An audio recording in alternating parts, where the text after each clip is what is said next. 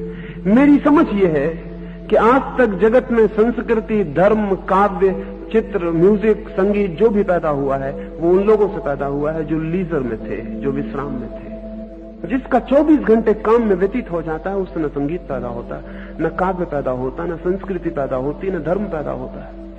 अब तक जगत में जो भी श्रेष्ठतम विकास हुआ है मनुष्य संस्कृति का, वो विश्राम के क्षणों में हुआ है।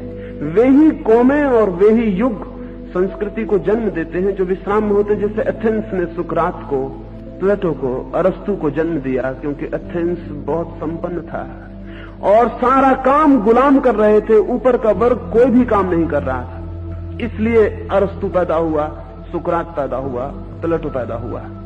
हिंदुस्तान ने बुद्ध, महावीर जैसे लोग पैदा किए, कृष्ण और राम जैसे। ये सब लीजरली क्लास के लोग थे, ये सब अभिजात वर्ग के लोग थे जिनके ऊपर कोई काम नहीं था। हिंदुस्तान के इतिहास को अगर हम उठा कर देखें तो सारे ग्रंथ ब्राह्मणों ने लिखे जिनके पास कोई काम नहीं था।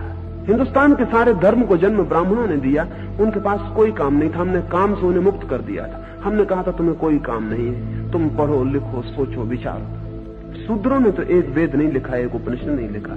शूद्र कैसे लिख सकते थे?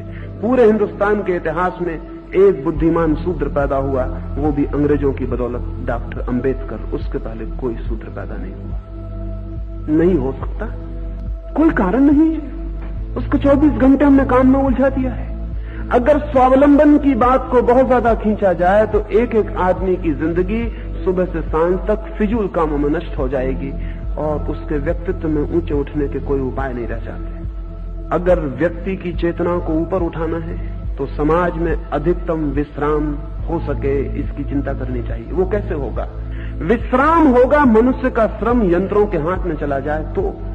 जब तक गुलाम थे दुनिया में तो गुलाम श्रम करते थे, मालिक विश्राम करता था। वो अन्यायपूर्ण था, क्योंकि गुलामों की आत्मा को विकसित होने का कोई मौका नहीं मिलता था। किसी आदमी को यह हक नहीं है कि वो दूसरे आदमी की आत्मा की कीमत पर अपनी आत्मा को विकसित करे। ये अन्याय है, ये सीधा पाप है। लेकिन विज्ञान ने एक बड़ा भारी उपकार किया मनुष्य के ऊपर। आदमी का काम यंत्र कर सकता है। आदमी को काम में गुलाम बनाने की अब कोई जरूरत नहीं रह गई है। नई टेक्नोलॉजी सारा काम कर लेगी। आने वाले 50 वर्षों में अमेरिका और रूस में किसी आदमी के ऊपर किसी तरह का अनिवार्य श्रम नहीं रह जाएगा। जिस दिन पूरा समाज श्रम से मुक्त हो सकेगा, उस दिन हम कितनी बड़ी संस्कृति को, कितने महान धर्म को, कितने बड़े काव्य को, कितने बड़े साहित्य को जन्म दे सकेंगे, इसकी आज कल्पना करनी भी मुश्किल है।